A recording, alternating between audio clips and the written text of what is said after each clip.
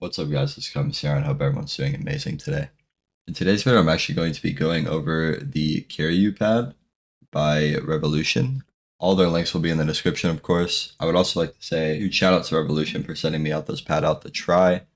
And before we even get into it, as you can see from my webcam, which isn't even the best, the pad is amazing. So I actually took a couple photos just on my regular iPhone to give you a much better look at what the pad looks like. But obviously with most pads with great artwork, it looks extremely better in person. And you really get to see a lot of the detail in the background and the places that are dark because the cam just can't pick that up at all.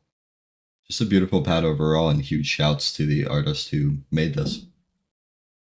Now getting into the actual specs of the pad itself, this uses a pour-on base, sticks to your desk without any problems whatsoever. I do have it over another pad right now, but I mean, it doesn't move at all. This thing doesn't really move whatsoever. I mean, you're not going to have any problems with that. It's not necessarily as sticky as comparing it to like an artisan pad. It's not really as sticky as that, but like I said, you're not going to have any issues. So it's a plus for there. As far as the pad itself, I say there was a break-in period of around like 6 hours of use. In my opinion, that's where I started to feel like, okay, this pad's feeling a lot more balanced now. I would say that it's overall pretty balanced. I wouldn't say it's necessarily speed or control. If anything, more speed. The pad definitely does have some glide to it for sure. I'm just using a stock Final Mouse Cheetah. But even if I pick up something like, I don't know, Ghost Glide Cyclones, which is on my PMM Blaze, you can see definitely a lot of glide for sure. Now we get into the unique part of this pad, which is actually pretty rare, and that is the X and the Y axis are actually not the same in terms of speed. The Y axis I would probably say is a little bit slower. I know other reviewers are saying that it's a lot. I haven't noticed a lot, but I would say that you definitely do notice it. So 100% would have to agree with them there. So for that reason, I mean, in games like Battlefield, I don't necessarily think I'm going to be maining this pad in those type of games, as it tends to be a little unreliable, at least with my muscle memory flicking up and just adjusting to that. However, in games like Val, CS, I mean, this, in my idea, would be the perfect pad. I played Val for many years and low-key wish I would have had something like this because that'd be really unique.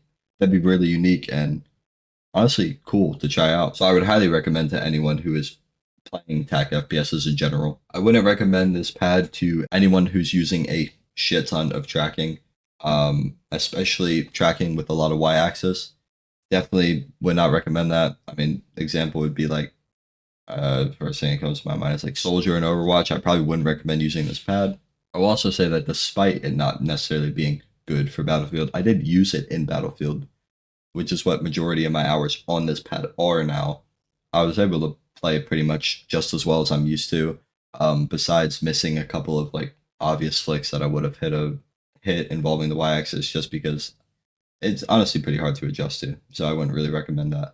So as far as a little demonstration of how the X and the Y-axis works, I could just do a little glide test. I don't think it really shows that too much for a glide test, but either way, you could kind of see how I'm going to try and use the same force to obviously show both, but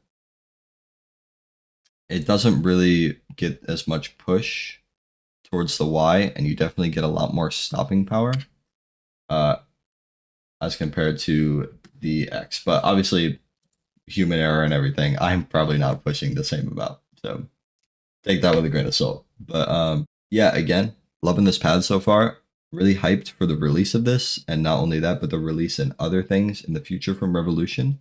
I think they're 100% a brand to look out for.